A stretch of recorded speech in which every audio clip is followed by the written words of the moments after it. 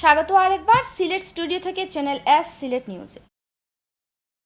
সিলেটের জকিগঞ্জ উপজেলার শাহবাগ জামিয়া মাদানিয়া কাসিমুল উলুম মাদ্রাসা ও এতিমখানা পরিদর্শন করেছেন চ্যানেল এস এর এমডি তাজ চৌধুরী।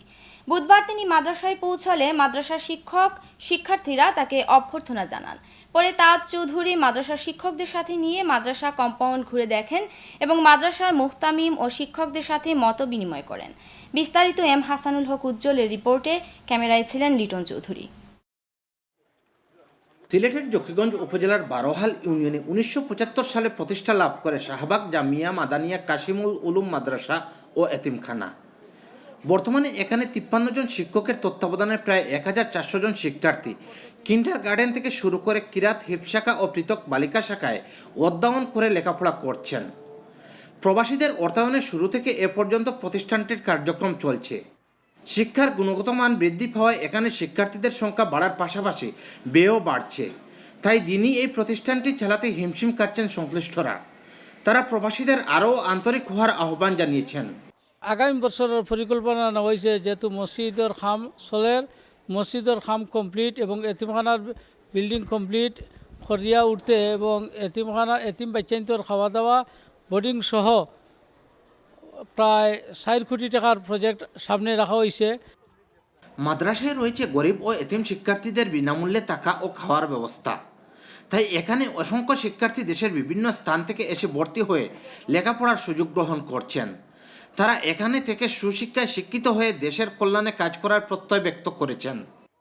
আমি এই মাসাত সুরমান থেকে লেখাপড়া করি আর পরিয়ার এই মাসা ফ্রি বোর্ডিং আছে। মাসাত বিভিন্ন মানুষের দান দক্ষিণা করা আমরা অনেক ছাত্রী পরিয়ার ভবিষ্যতে আমার অনেক আশা আছে, বড় আলিম হইতাম। আমি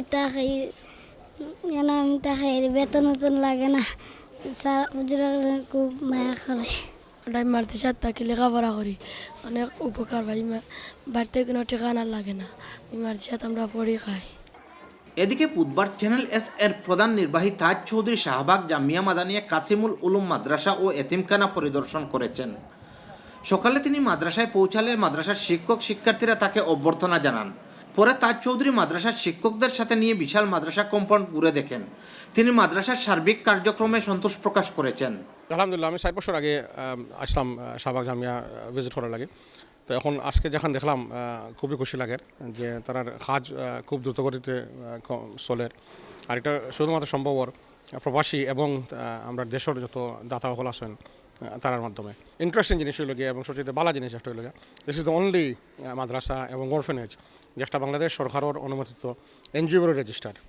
তো আমি বেসিক্যালি প্রবাসী ভাই বোনদের অটো হইমু যে আরও বেশি করে দান করুকা, তারা যেন প্রজেক্টটা কমপ্লিট করতে পারে। প্রবাসীদের সাহায্যে মাদ্রাসাটি শিক্ষা প্রসারে আরও গুরুত্বপূর্ণ ভূমিকা পালন করবে, এমনটাই প্রত্যাশা সকলের। M Hasanul Haque Ujjal, channel S news, Sylhet.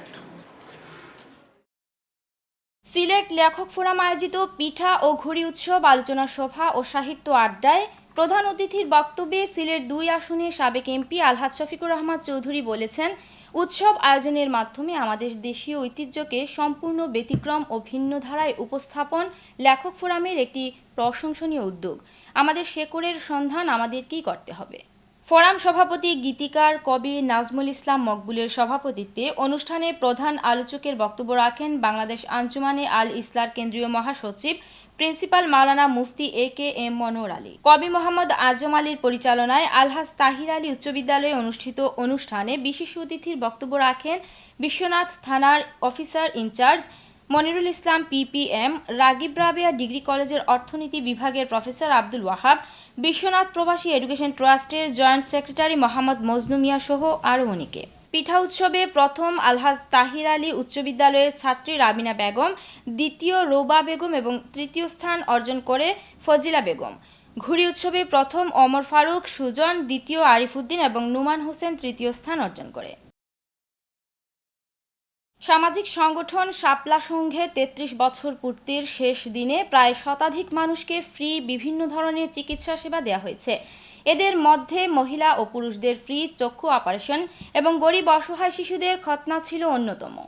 দেশ বিদেশ সহ সব সম্প্রদায়ের মানুষের সহযোগিতা পেলে প্রতি বছর এরকম সামাজিক অনুষ্ঠানের আয়োজন করার কথা জানিয়েছেন শাপলা সংঘের নেতৃবৃন্দ।